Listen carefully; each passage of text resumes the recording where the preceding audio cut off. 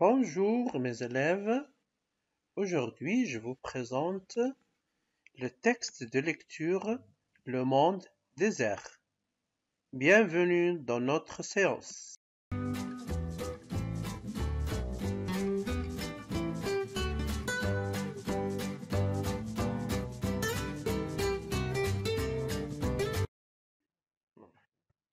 Le monde désert.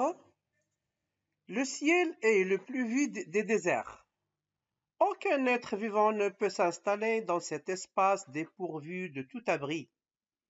Les oiseaux et les insectes eux-mêmes ne s'y attardent pas, sauf l'extraordinaire martinet.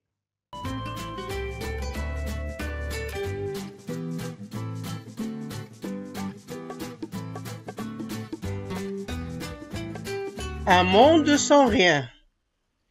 Le ciel est le plus vaste milieu de la Terre. Il couvre toute la surface du globe et s'étend sur des kilomètres de hauteur. Pourtant, c'est le plus vide, le plus désertique de notre planète. Il ne compte aucun habitant permanent. Oiseaux, insectes, graines et hommes. Tous ceux qui le fréquentent ne font qu'y passer. Car ce milieu n'offre aucun refuge, aucun endroit pour se poser. Et il est bien difficile d'y trouver de quoi se nourrir.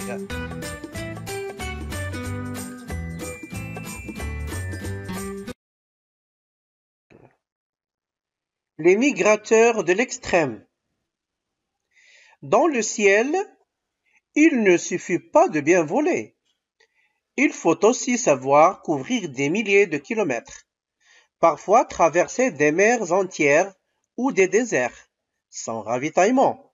Cigognes, martinets, oies, des millions d'oiseaux se lancent chaque année dans un périlleux voyage.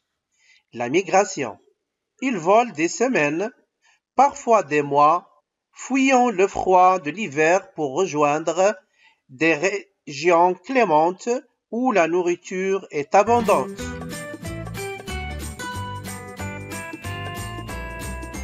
La sterne arctique est leur championne toute catégorie.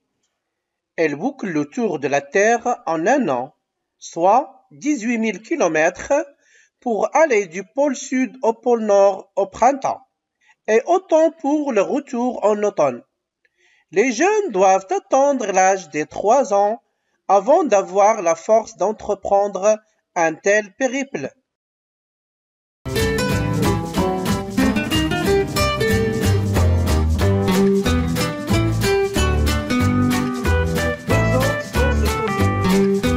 Lorsque le jeune martinet quitte son nid, il s'envole pour 2 ans. Pendant tout ce temps, il reste dans les airs jour et nuit sans jamais se poser. Et lorsqu'il parvient à l'âge adulte, il s'accouple en plein ciel. Le jour, il se nourrit d'insectes qu'il attrape en vol.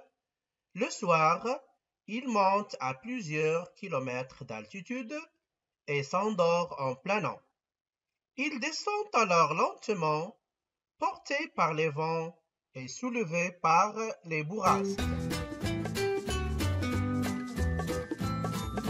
Les oiseaux migrateurs se repèrent au soleil le jour, aux étoiles la nuit. Lorsque les nuages masquent le ciel, ils conservent le cap grâce à une sorte de boussole qu'ils possèdent dans la tête.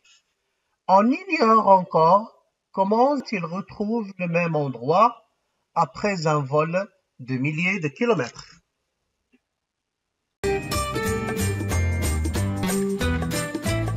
Vivre en planant.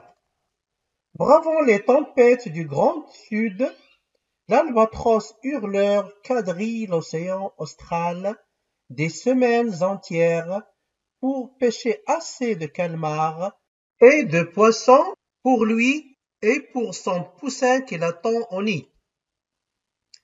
Pas question de gaspiller ses forces en battant ses ailes de 3,20 mètres d'envergure ou en luttant contre les vents violents. L'albatros se sert astucieusement du vent pour planer. Il vole au ras de l'eau, utilisant le courant d'air qui remonte sur le dos de chaque vague pour se hisser au sommet de la crête. Puis il se laisse glisser vers les creux et reprend le courant d'air sur la vague suivante. Il peut ainsi parcourir jusqu'à 500 km par jour sans un battement d'aile.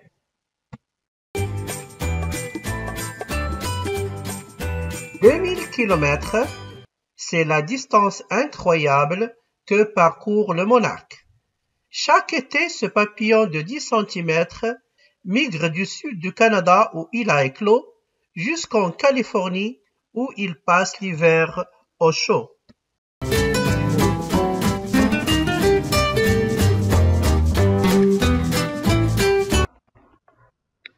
Réserve de graisse et autonomie. Aucun oiseau ne peut voler aussi longtemps sans manger. Les oiseaux de mer parviennent à traverser les océans parce qu'ils se ravitaillent en route en pêchant des poissons. Les oiseaux terrestres, eux, ne peuvent pas s'arrêter en mer ou dans les déserts pour se restaurer. Ils ne comptent que sur les réserves de graisse qu'ils ont accumulées avant leur départ. Pour eux, la situation peut vite devenir critique, car ces réserves sont calculées au plus juste afin qu'ils ne soient pas trop lourds pour voler.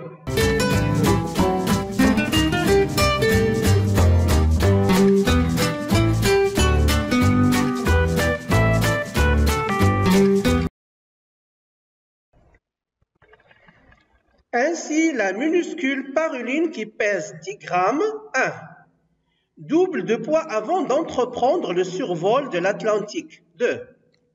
Depuis la côte est des États-Unis jusqu'en Amérique du Sud. Son autonomie est de 3 jours et demi, soit le temps nécessaire pour effectuer son voyage. Si des vents contraires la retardent de plus de 10 heures, rien ne pourra plus la sauver puisqu'elle ne peut se poser en mer. Elle périra d'épuisement après avoir utilisé ses dernières réserves.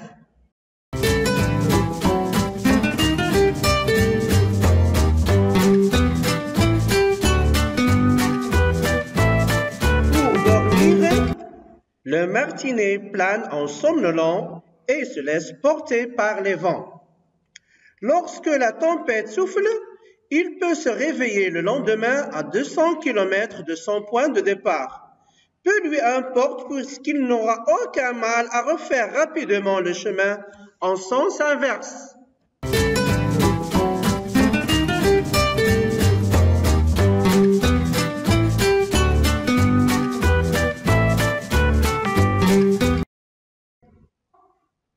Question du texte. Est-ce qu'on peut habiter au ciel? Réponse. On ne peut pas habiter au ciel car c'est un monde extrême.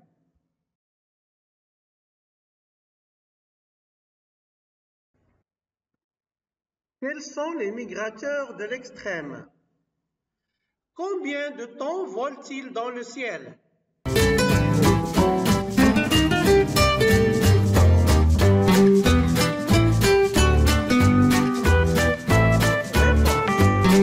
Les migrateurs de l'extrême sont cigognes, oies, martinets et des milliers d'oiseaux. Ils volent des semaines et parfois des mois.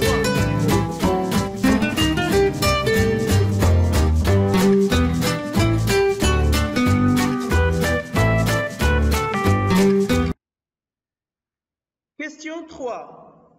À quoi se repèrent les oiseaux migrateurs?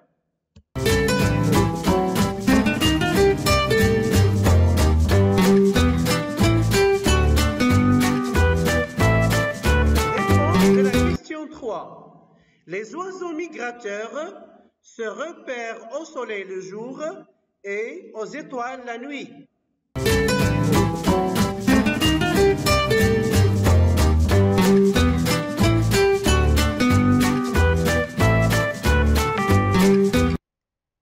Question 4. Comment l'albatros utilise-t-il ses ailes pour voler?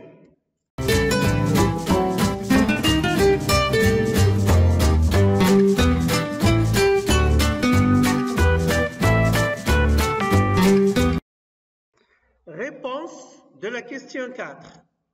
L'albatros se sert astucieusement du vent pour voler. Il vole au ras de l'eau, utilisant le courant d'air qui remonte sur le dos des vagues. Puis il se laisse glisser au creux.